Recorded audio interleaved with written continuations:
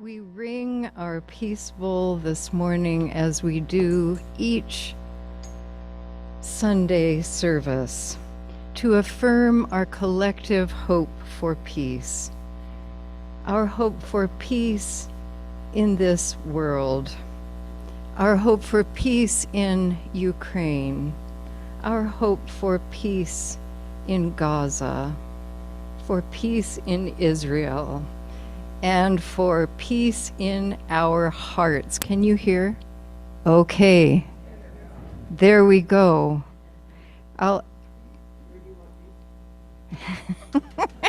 Everywhere.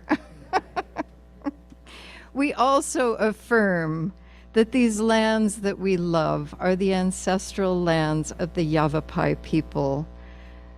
And these words, the Wipukepas, the Quevkepayas, the Tolkepayas, and the Yavapai, distinguished the different groups that lived in different areas around Yavapai County and places. Because the boundaries are different, I'm sure that there was lots of overlapping into other places. I'm also inviting you in to the joy of birthing. Today you will be hearing the beginning of ideas that have been grumbling within me for about 3 years. And you will be hearing music that will be done for the first time. Today, we are hearing the beginning of a new work that explores this town in the West, from the perspectives of different people who came here to live. The first Chinese woman arrived in Prescott on March 11th, 1871.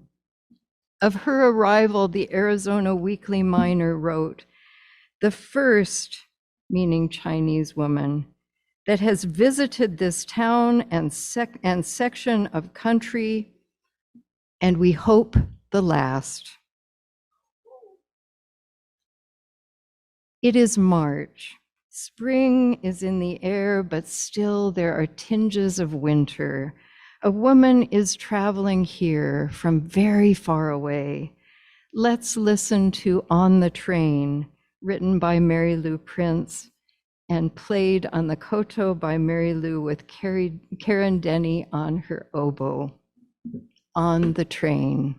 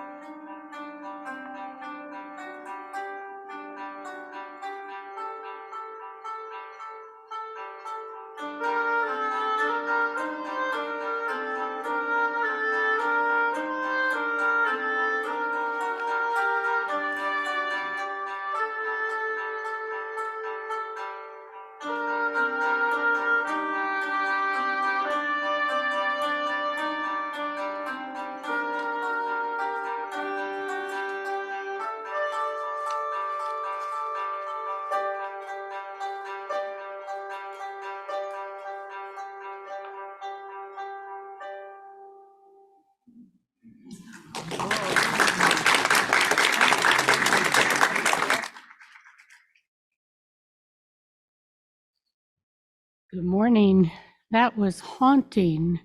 I'm not sure, is this on? Okay, good enough.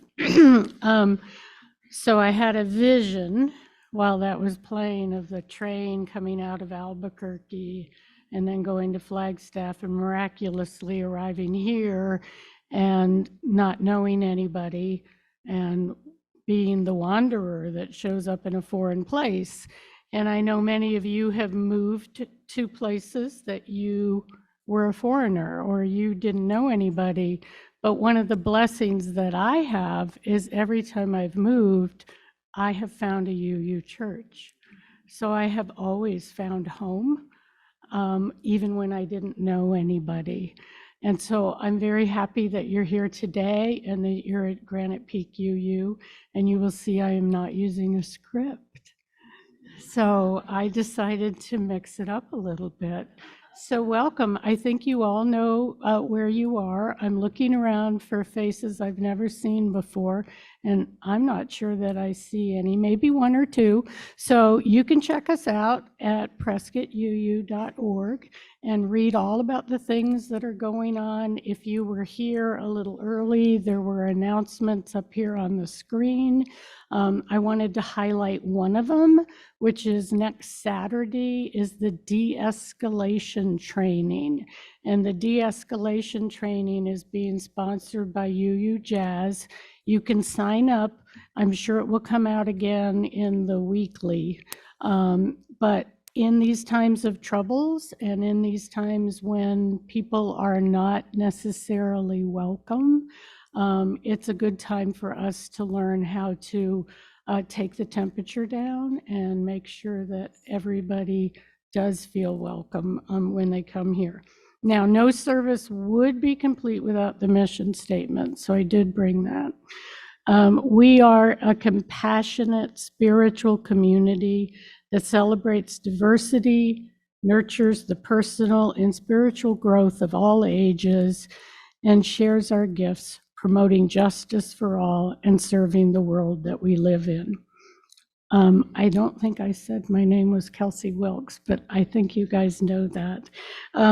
We will have coffee after the service, and then there will also be a community chat. So get a cup of coffee, come back in here, hear a little bit more about what's going on at church, some things that the congregation will need to make some decisions about.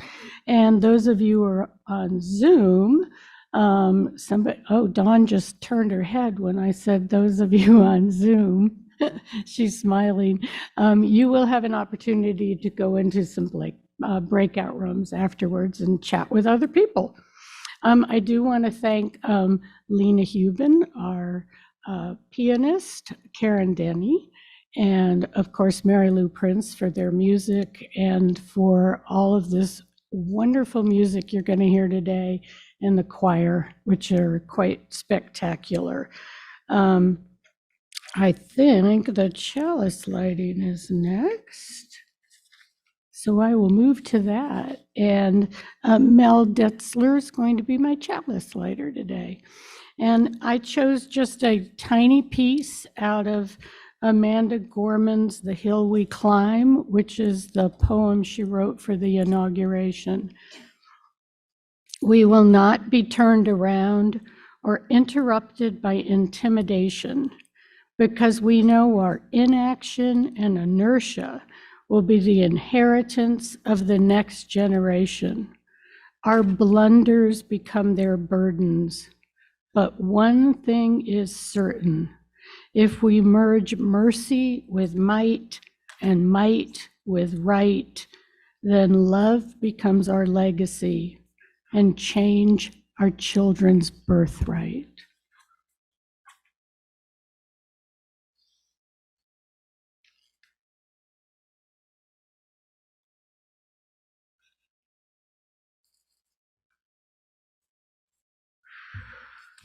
Welcome, everyone, to the birthing room.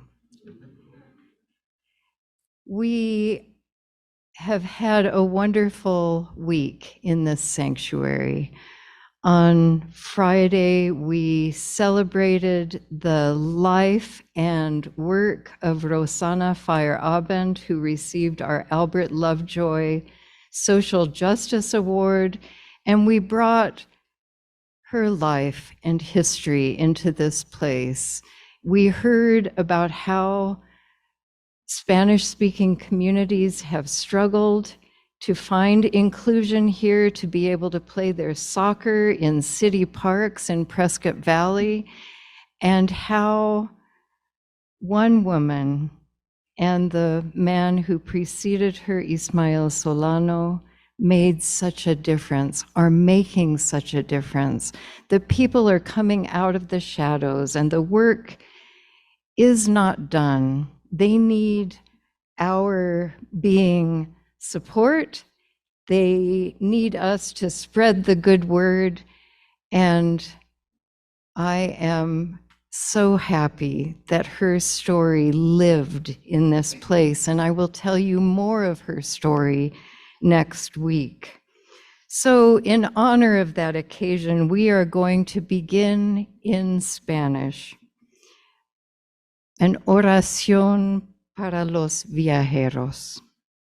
Esta oración es para todos los viajeros, para los que comienzan en la belleza y caen en la gracia, quienes caminan tímidamente buscando la manera de volver, y para los que nacen en los márgenes, viajando de un lugar liminal a otro, cruzando fronteras en busca del centro.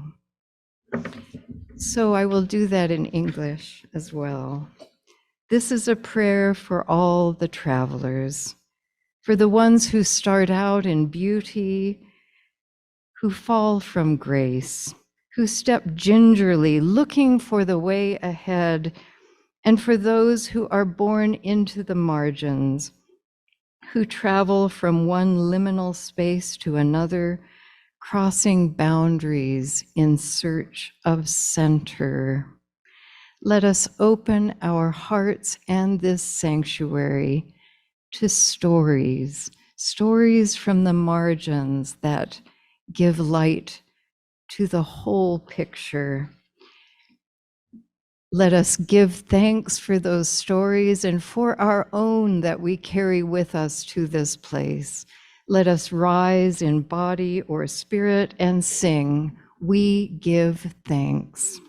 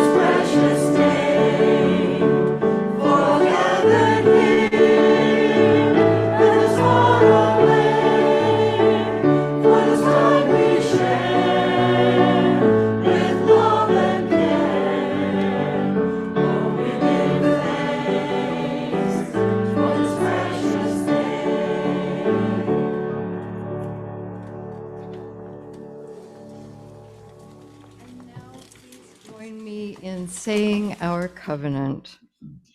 Love is the doctrine of this congregation. The quest for truth its sacrament, and service is its prayer. To dwell together in peace, to seek knowledge in freedom, to serve others in community.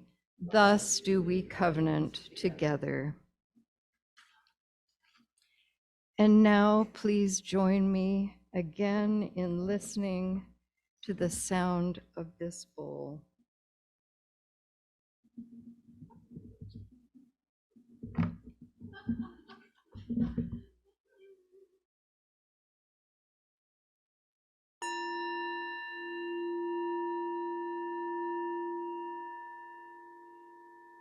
This time, I invite you to consider all that you have on your heart. Perhaps some of the things that I mentioned as we opened this gathering, and some of you couldn't hear me, but the wars that are raging this earth. We also hold so many personal tragedies. Lesta Phillips is, of course, still mourning the death of her husband, Randy. Alan and Phyllis's daughter, Cassie, is in the hospital in Phoenix. They're trying to find a way for her to heal. Chris Parsons' Aunt Mary, her Tanta Mari, was in her last hours yesterday and left this earth this morning with Chris's brother Carl by her side. She often came to us. She was on the verge of turning 97. She often came and sat among us. We also hold Bernetta Winterthur. She often attends online from Arkansas.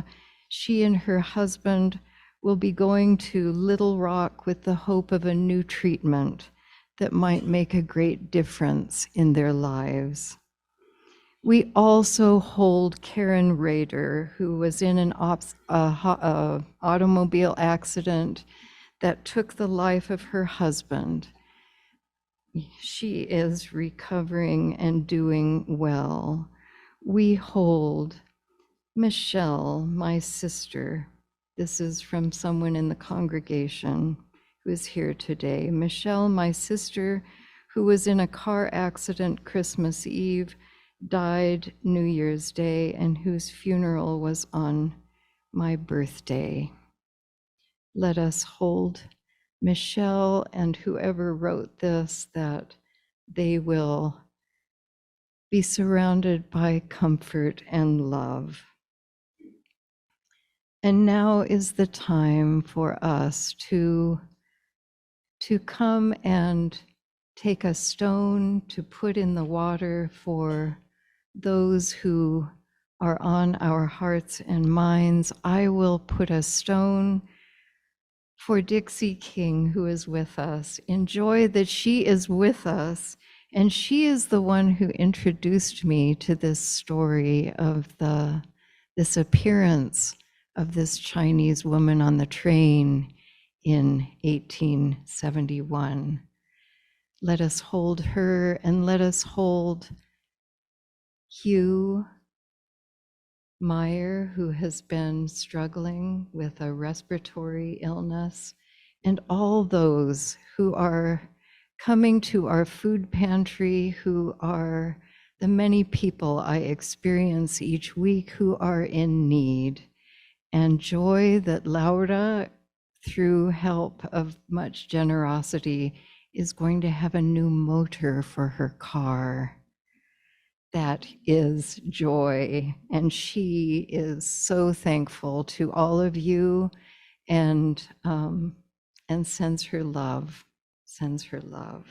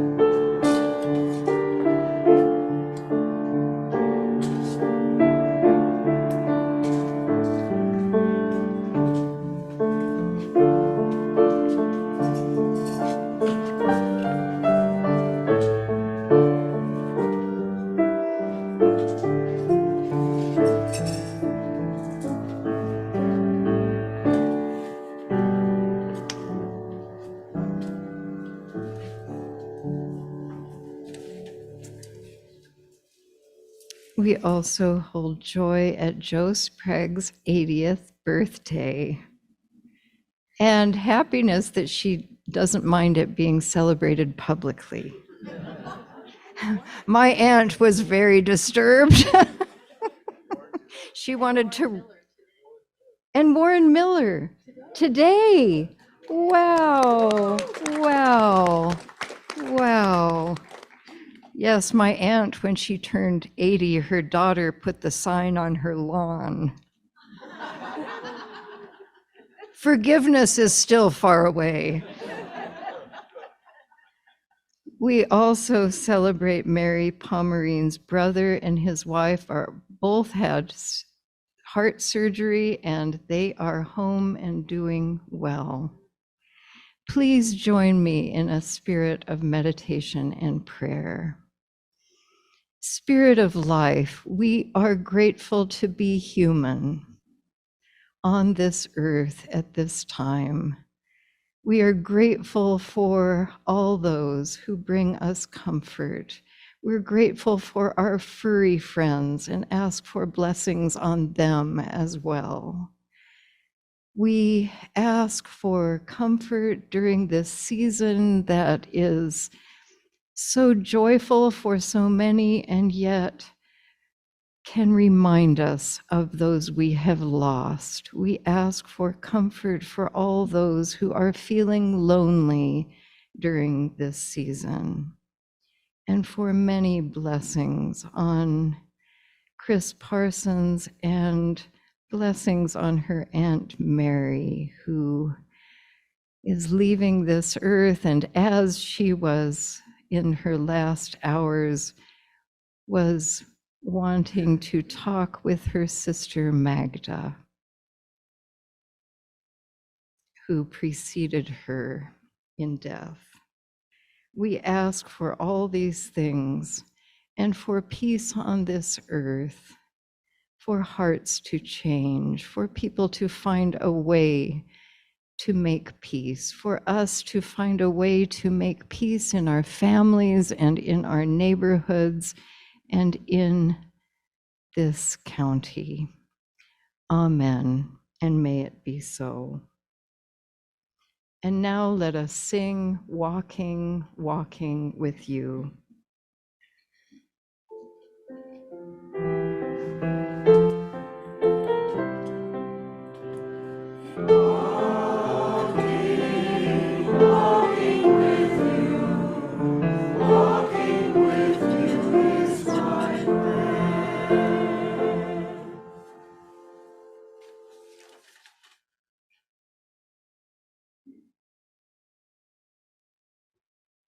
We have so much to be grateful for, and there is so much that we offer as a community.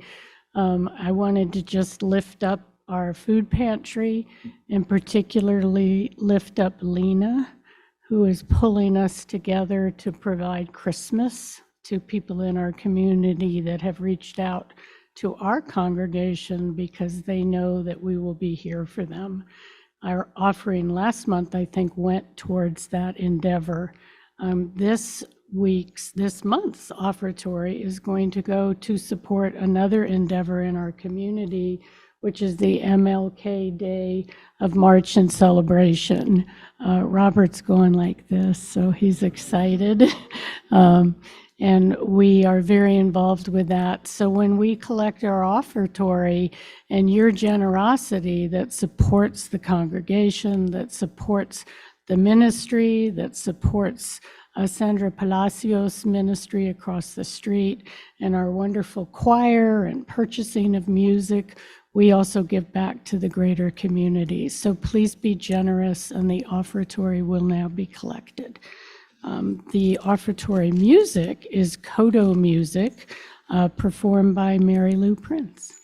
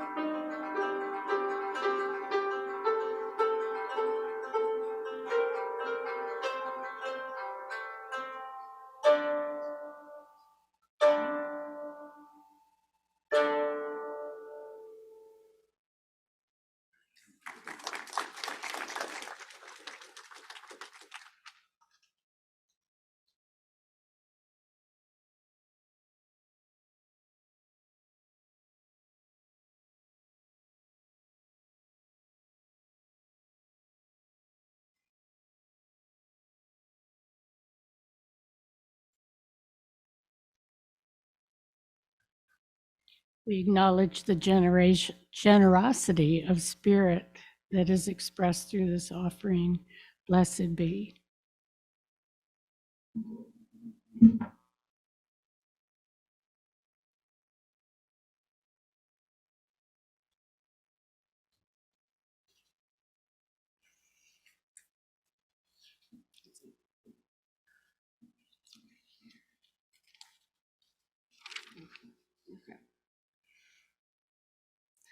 We're reading The Woman Warrior by Maxine Hong Kingston. 1924, just a few days after our village celebrated 17 hurry-up weddings to make sure that every young man who went out on the road would responsibly come home. Your father and his brothers and your grandfather and his brothers and your aunt's new husband sailed for America, the Gold Mountain. It was your grandfather's last trip. Those lucky enough to get contracts waved goodbye from the docks. They fed and guarded the stowaways and helped them off in Cuba, New York, Bali, Hawaii. We'll meet in California next year, they said. All of them sent money home.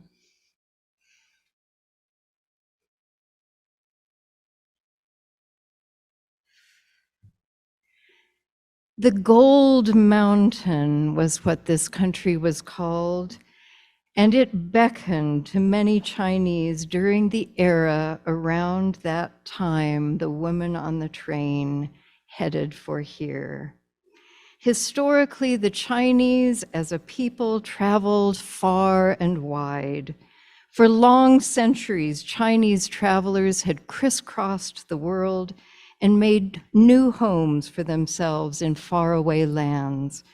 Colonies of Chinese merchants among my sister-in-laws, bankers, miners, and artists established themselves in countries from Polynesia to Peru.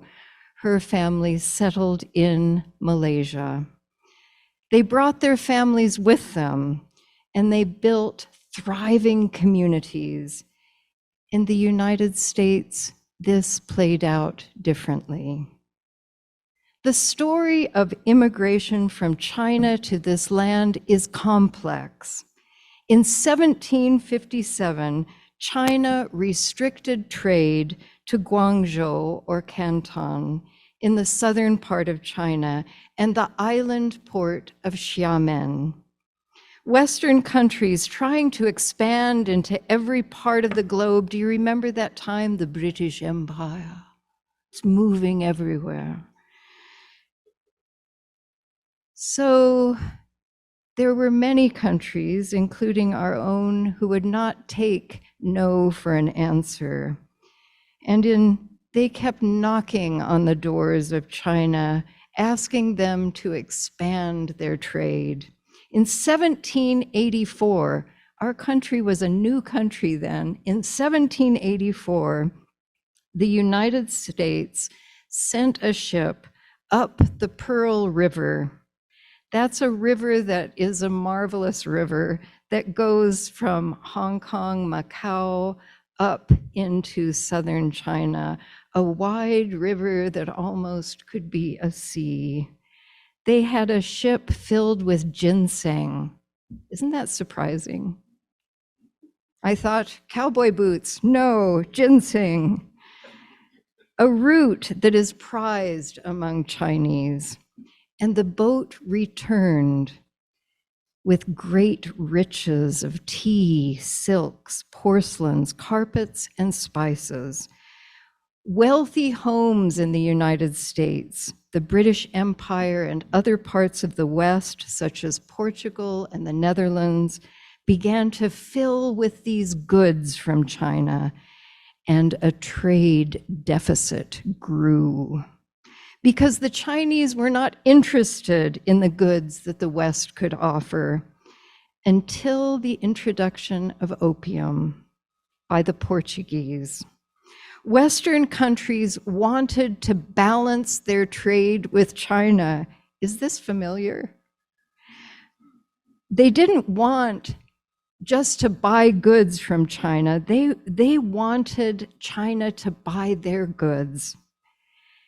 And the Chinese demand for opium grew. British opium plantations in India became a primary source, and an era opened when the trade was balancing. But soon the Chinese realized that the spread of this narcotic through their country was having a negative effect, and they tried to ban opium. But by that time, so many people were connected with this incoming opium that there came to be many back roads to it coming in. The Chinese passed more laws to limit trade, and the British retaliated with a war, the Opium Wars, from 1839 to 1842. And in the books about this time, it talks about the small boats of the Chinese fighting these big, heavy-duty boats that came in from Britain. They forced China to open some ports to trade. And this is when Britain gained control of Hong Kong. The influx then of goods from Britain, especially machine-made fabrics, destroyed the Chinese handicraft industries, particularly their textiles. Then there was a drought, which was followed by flooding, and that caused severe famine. The Manchu government, which was controlling China at that time, raised taxes. The situation became ripe for emigration. Until 1968, so I want you to remember 1968. Until 1968, the Chinese government would not allow citizens to leave China unless they had a work contract. Often that meant that their work situation was like that of indentured servants. When a railway was being built that would cross this nation, workers left China with contracts to work for several years. But these contracts were bought and sold as if the worker were property. The brokers of these contracts made their money through the number of contracts, which made them pack those ships to the limits. The conditions were so overcrowded and unsanitary that many died in the journey. The image becomes much like the middle passage of the Africans who were brought here in chains. On one ship, nearly 300 of the 450 Chinese workers died of suffocation. As in the ships that came to this land from Africa, some workers organized mutinies and others committed suicide. On the other coast of the United States, Emma Lazarus, a gifted writer with a Sephardic Jewish heritage, her family emigrated from Spain to Brazil. They were some of the earliest settlers of New Amsterdam, which became New York. She watched, in the 19th century, she watched the influx of people into her city and the promise of that lady in the harbor, our Statue of Liberty. Isn't that a beautiful sight to see? And she thought we needed to live up to that statue, that welcome, and she wrote a poem. Let us listen to the Granite Peak singers sing, "Give me your tired, your poor."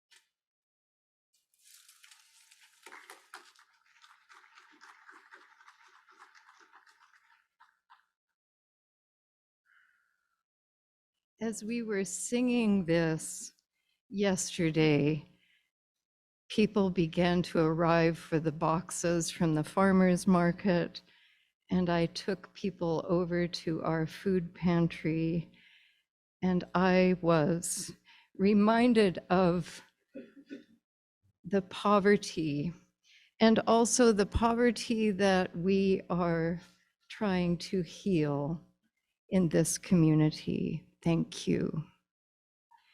So in the meanwhile of this story of immigration, as an important layer of the history, gold was struck in California. What was the year?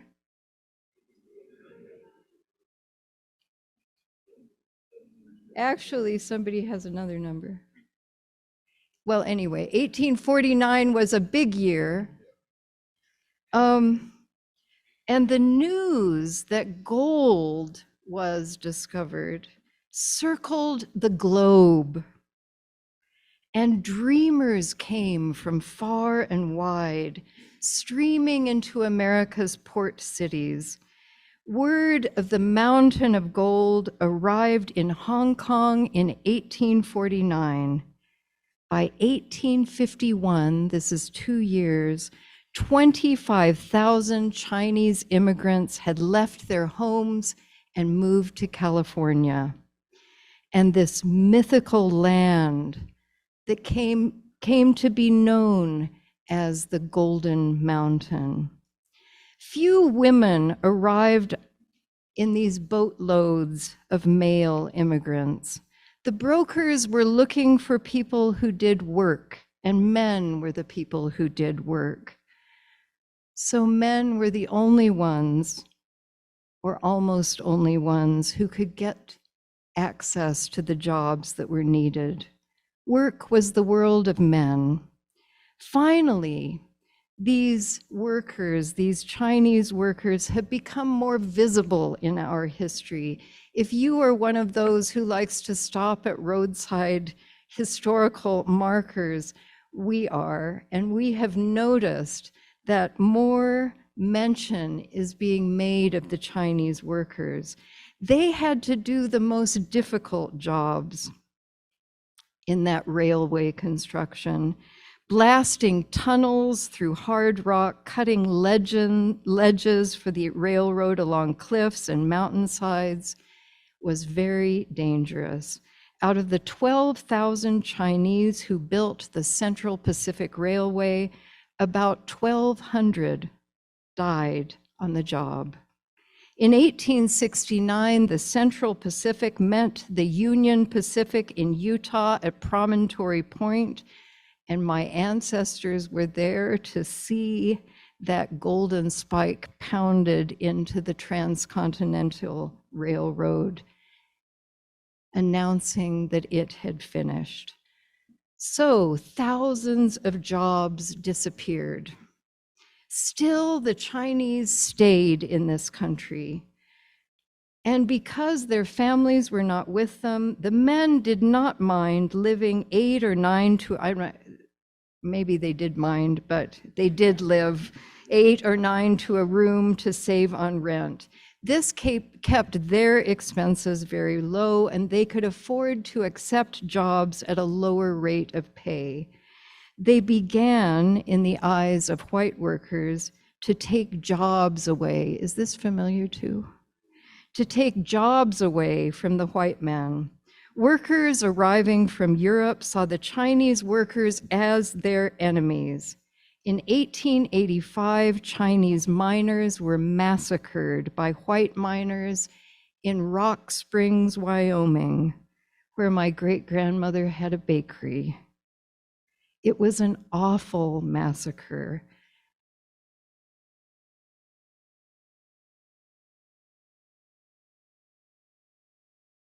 Very cruel, cutting off heads. I mean, it just showed how, in the eyes of those white miners, the Chinese were less than human. So now we go back to China because the history of what was happening in China directly affected what happened in this country. So I told you that the Chinese refused to let people emigrate if they did not have a job contract. Well, the Western allies pushed the Chinese into making a treaty called the Burlingame Treaty. And that reversed this Chinese policy. This is 1868. This reversed the policy that was against immigration. So many Chinese in that moment were able to leave miserable conditions, often, as I explained in the beginning, that were caused by complex interference from the West. And they came to build a life here. They also traveled to Mexico. There are still lots of Chinese settlements in the state of Sonora and other parts of Mexico, where there were mines, creating many Chinese communities. So this treaty, 1868, opened a window to immigration. And 3 years later, in 1871, without need for a work broker, a woman was heading on a train to Prescott, the territorial capital of Arizona. She was the first Chinese woman the newspaper man had ever heard of to try to make her home here. The Chinese began to be locked out of the higher paying work in the mines. So they moved into other areas. Laundries and cooking and growing vegetables were the areas that were least desirable for other immigrants. In Prescott, there were laundries managed and staffed by Chinese, and the area along Granite Creek was the place where the Chinese established gardens. Randy Phillips, in one of our last conversations, told me that when he bought that white house across the way that then Sally Richards or Sally and Bill bought from him, I believe, that he discovered that there were documents that showed that that house had been owned by Chinese. The land associated with that house, which now has our community garden on it, was a vegetable garden for the Chinese. That was why, he said, that the ground was so lovely and rich. The history of Granite Peak has been enriched by this migration. A number of early Chinese male pioneers came to Prescott, arriving 2 years earlier. After the completion of the Central Pacific Railroad, they arrived in 1869, 2 years before that woman. And in November, a few of these people who arrived received this news in the paper: more Chinamen. 3 more Chinamen arrived here during the week and have gone to work. There are now 4 of them, which is quite enough. In spite of opposition, though, in this place, they established groceries, laundries, and a joss house or shrine along Goodwin and Granite Streets. George Ah Fat ran local advertisements for his laundry in the Daily Arizona Miner in the 1870s. I wonder if any of these men met that train that arrived in Prescott with our mystery woman on it. Since women were barred from most other kinds of work, it is likely that she made her money as a prostitute in Prescott. In 1983, when Mary Lou and I went through the immigration line at Narita Airport, we were given a stamp in our passports that would give us 6 months of a 5-year tourist visa. After 6 months, we were able to renew our visa and then change it to a cultural visa that also lasted 5 years. In the hotel where we stayed that night in Narita, we met Cecilia. This is in 1983, August. She was a university graduate from Manila, and when she arrived, she was given a 10-day tourist visa that was not renewable. She had perfect English and had studied journalism. She was also beautiful. We exchanged addresses, and we started to receive letters from her. After about 4 months, the letter we received was clear. She was working as a prostitute. Whew. So we moved back to the United States during this window that started in 1868. This was the time in the 1870s when this woman was coming to Prescott, when my great-great-grandmother arrived from Scotland with her husband. They spent their first winter in Utah in a cave where she gave birth to twins. But I imagine if I'd had an opportunity to talk with her, she would have said it was okay because we were together. I wonder if you out there and on Zoom have a story of your own family, of your own, of crossing a frontera, of crossing into another country.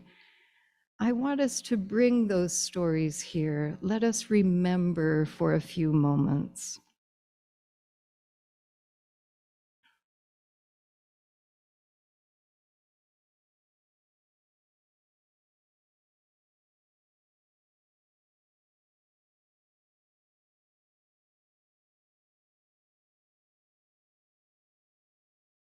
I can hear the English and the Scottish and the Poles and the Germans and the Irish and the Africans,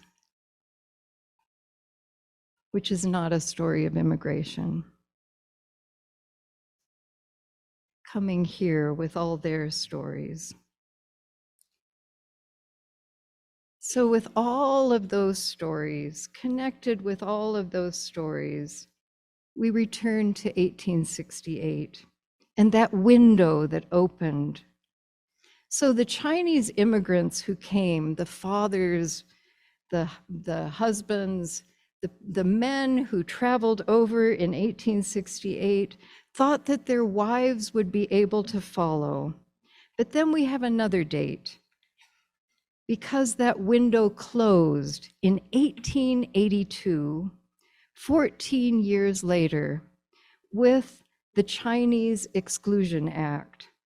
And then there were other acts of immigration that not only stopped immigration from China, but prevented men from going to China and coming back. If they went to China to marry and start a family, they were unable not only to bring their family with them, they were unable to return, which is quite true for people here from, some people who are here from Latin America. They live alone because they cannot bring their families. So when I read about this woman's presence on that train and the attitude of the reporter, I thought she holds a really important perspective on the history of Prescott. We love to think of this place as everyone's hometown, but those words sound off to me. I also don't like it when people call this beloved community, because I think everyone's hometown and beloved community are aspirational. It's like saying we live in heaven. We are wanting to create, we are creating in our best moments, we are creating beloved community. And in our best moments in Prescott, we are creating everyone's hometown. But is anywhere really everyone's hometown? Anybody ever found a place that was?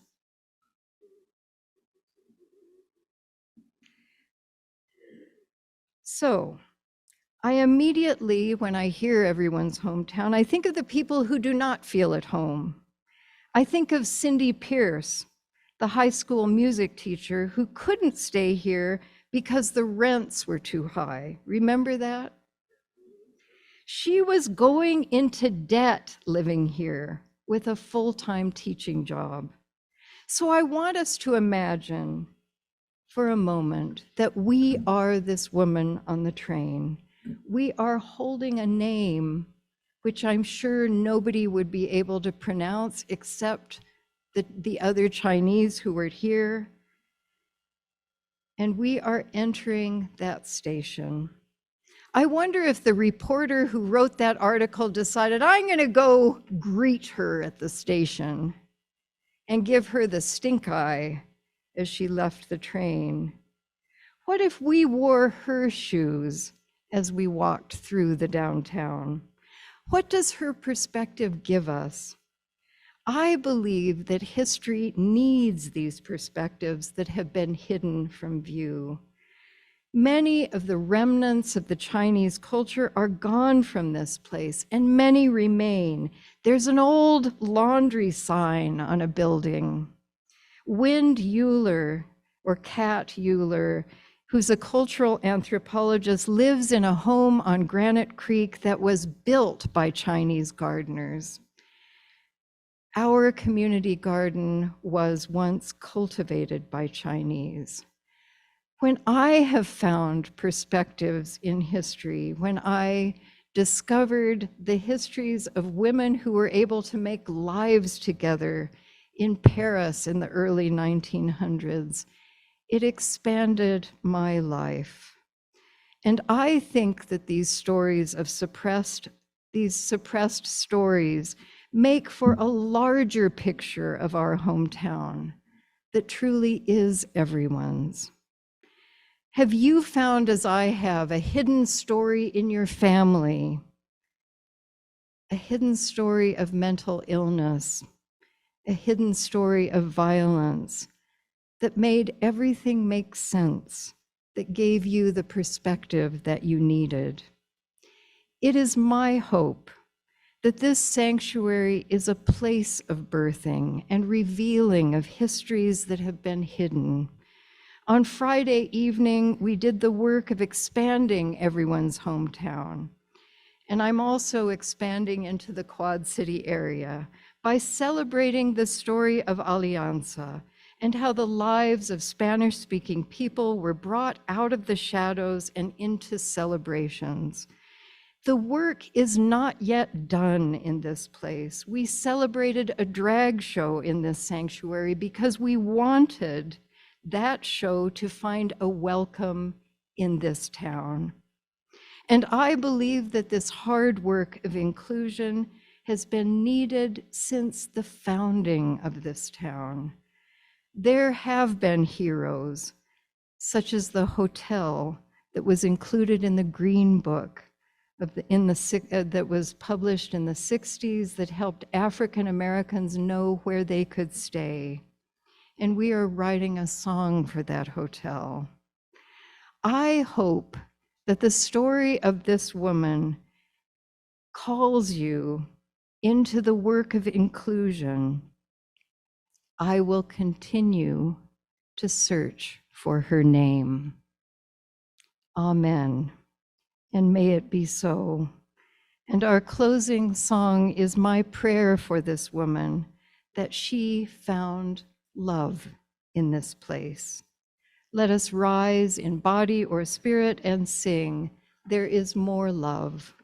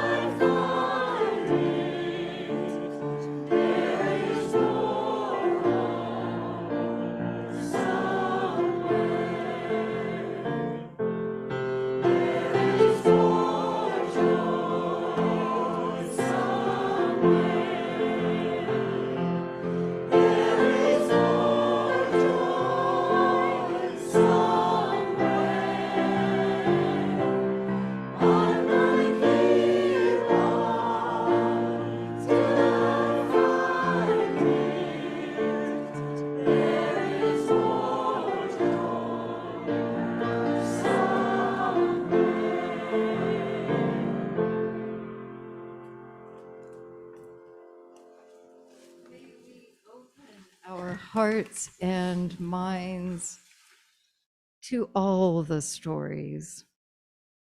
May we hold the stories of our own families and open our hearts and minds to the many stories of the people who came to this place. And may we continue to do the work of spreading love where there is fear. Amen. And may it be so. And now we were going to have a song, which we will do at some point, but not today. So let us go to extinguishing our chalice. We extinguish this flame, but not the light of truth, the warmth of community, or the fire of commitment. These we carry in our hearts until we are together again. And now I know that those of you who are on Zoom will be going into breakout rooms. And in this place, this is the time we ask any of you who are here for the first time, if you would like to introduce yourself, please do. If you don't, I won't stare at you, I promise. Okay. Yes, thank you. Hi. Hi, Liz. Welcome. Welcome. Glad you're here. And today is a little different. I imagine some of you have no interest in the community chat. Those of you who have no interest, you can stay in Davis Hall. Those of you who would like to talk together in our community about all the things that are happening, ask questions of the board and the minister and heads of committees who are here, or any manner of thing with kindness, then you please go get some coffee. We will be talking about the renovation, and as of now, our carpet is so awful that it is fine for you to bring food and drink in here. That will change. That will change. We want that change, but not yet changed. So let's go, and I will get back there to greet you.